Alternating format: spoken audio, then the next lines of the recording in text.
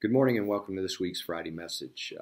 We're going to depart from our normal format, and this is more going to be a conversation. And the topic that we're going to talk about today obviously has been in the news. It's on everybody's mind. It's a concern of all of ours, and that is what happened in Parkland, Florida last Wednesday on Valentine's Day. Certainly that was a tragic event and one that has brought a lot of attention to a lot of issues that we need to consider. You know, we don't live in a perfect world, and we don't live in a safe world, and we need everyone's help. And it's important that students, when you see something or hear something, that you say something. That's the most important. It's probably the best slogan that I can give you. See, hear something, say something. Let an adult know. Email. Let me know. Let your principals know. Let your teachers know. Allow us to get involved and look into and investigate any situation that might be a concern to you. You have other resources available. If you go to our webpage and under our quick links on our district webpage, there's a link there that's called School Safety Tip Line. If you click on that, it'll give you a phone number. It's an 844 number. It's actually 844-SAFER-OH. And it's an anonymous tip line. And it's a tip line that if you are aware of suicide, or someone considering suicide, somebody considering a shooting, other serious problems, it's a way for you to let somebody know anonymously that there's an issue. You just give the information and names and those kind of things of who you're concerned about. And then that goes to a 24/7 data bank that then they will call me, and I'll be able to get police involved. And we are very fortunate with the support that we have from our Bowling Green Police Department, and very thankful for that partnership. But that's just another way for you, if you don't feel comfortable talking to an adult directly or through an email, for you to make us aware of something that is a concern. So I really encourage you to do that. Another thing that I want to discuss is that because of the day and age that we live in, that anything that is said today is no longer a joke. So if you're with your friends and you say, "Oh, I feel like shooting up the school," that causes fear.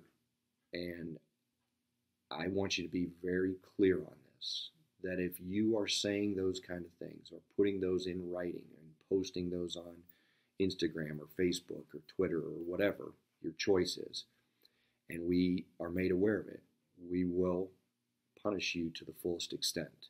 We are no longer in a position to be able to excuse anything as a joke. There are no joking matters when it comes to shooting or threatening other people's lives in our school. So let me be perfectly clear on that. If you take that risk and you make statements or you take a chance of bringing a weapon to school, you will be punished to the fullest extent. And that could mean a permanent expulsion from our schools. And nobody likes to do that, because the purpose of our schools is to educate. But we will not and we cannot tolerate those kind of statements or those kind of threats in any way, shape, or form. So please help us by making good choices, not making statements out of a fit of anger or frustration that could put you in front of a disciplinary situation. I really encourage that.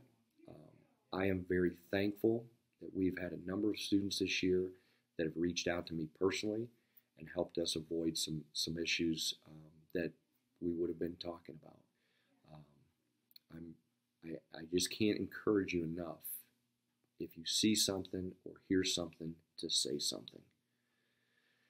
In regards to the protests that are being planned all across this country, let me just let you know how I feel on that. Number one, we have a Constitution of the United States, and the First Amendment is the freedom of speech. And so you as students have that right, as long as you're not causing material disruptions. However, in the case of this protest, I'm not encouraging and I'm not discouraging it, But if it happens, it has to be done for the right reasons. And it's not to get out of school for 17 minutes. It's because you truly believe that something needs to change. That is the purpose of the protests across this country. Certainly it hits a lot closer to home at Parkland because they're the ones that have experienced this disaster.